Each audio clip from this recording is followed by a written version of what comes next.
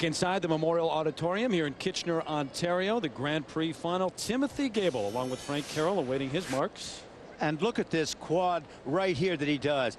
Beautiful move into a triple toe, but he unfortunately puts his hand down at the end. But the first part was really strong. This slow motion of his quad toe makes, you can just see the height he gets, the tightness of the legs and the landing. That was the triple toe at the end. So now the marks. The marks for presentation. Frank Carroll really cites Frank's work as one of the reasons he's been able to improve so much over the last year and a half, year or so. Technical merit marks, there they are, 5.7s, 5.8s, and now presentation, a low mark of 5.4, all the way up to 5.7, a couple of those. So Timothy Gable just ahead of Todd Eldridge for the moment. Our next competitor representing Russia, ALEXEI Yagudin. But now the gold will be settled. ALEXEI Yagudin taking the ice. Gable, Eldridge, and Honda, your top three here at the Grand Prix of Figure Skating Final in Kitchener, Ontario. The top men in the world, the ones that will shine at the Olympics, no doubt, 8 weeks from now. Yagudin only 21 years of age. He may go to another Olympics after this one. Oh, can we stand it?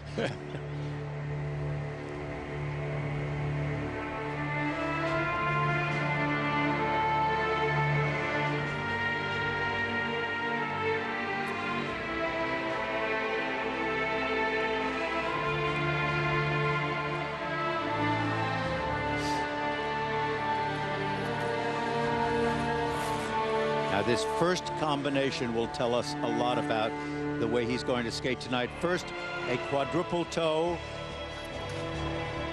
followed by a triple toe.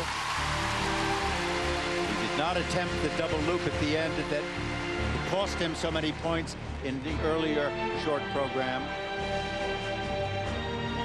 Yeah, that quad triple double that Plashenko does, and he has tried to match him numerous times.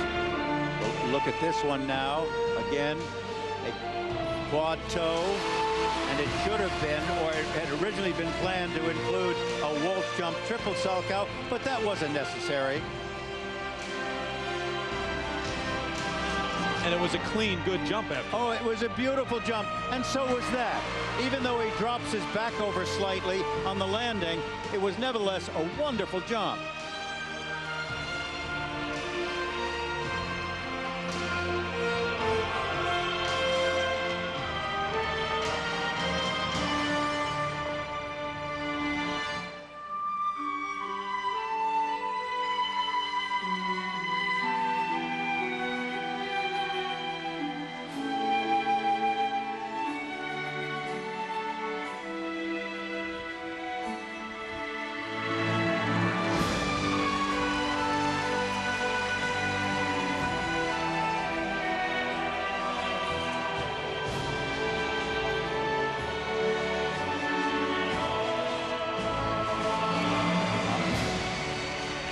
You see, he had a bad turnout on that at the end. It should have had more spring to it if it was to have been a triple with a half loop, but it didn't look like his best jump.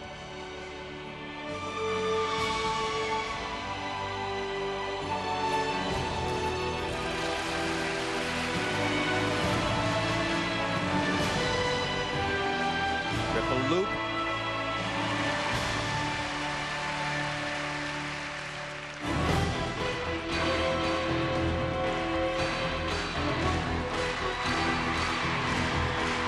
This is where he really gets the crowd into it. This is where he shines. He's one of the few skaters that has the ability to do short staccato-like steps. Kurt Browning, of course, being the master of that. Canadians know a little something about him.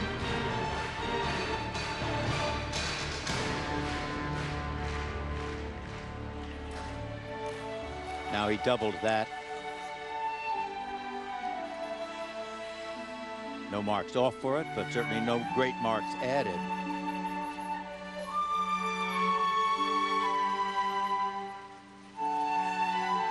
In the first free skate, Yagudin had the advantage of knowing what Plushenko had already done, made sure that he attempted the 2 quads after Plushenko did 2 quads. But here, remember, they skate in reverse order of the standings, and Plushenko gets to follow him, perhaps an advantage.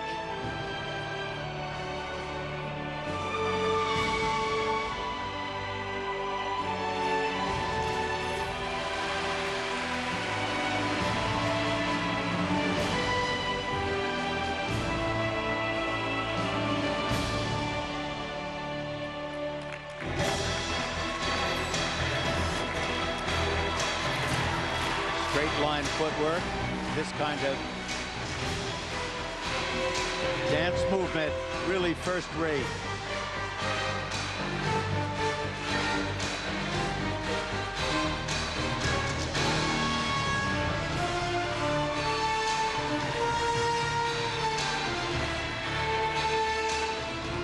Final movement, a combination spin, a little bit rocky on this. Look at how he's traveling on the ice. He's not centering the spin.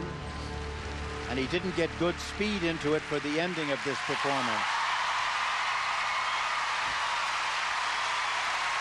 He knows how to get an audience going, though, doesn't he? Well, you know, this is a very interesting performance. He looked to me as though he was tiring towards the end. There were a lot of things that weren't really pulling together to the best of his ability. He didn't have spark.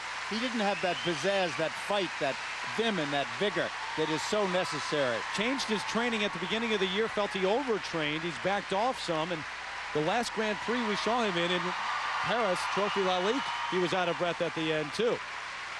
We'll wait to see what the judges think. The crowd loves him, but come back for his marks. And then the man who has won 10 straight Grand Prix events, plus the World Championships, Yevgeny Plushenko, the youngest man in this free skate. He'll take the ice after this message and a word from our ABC station.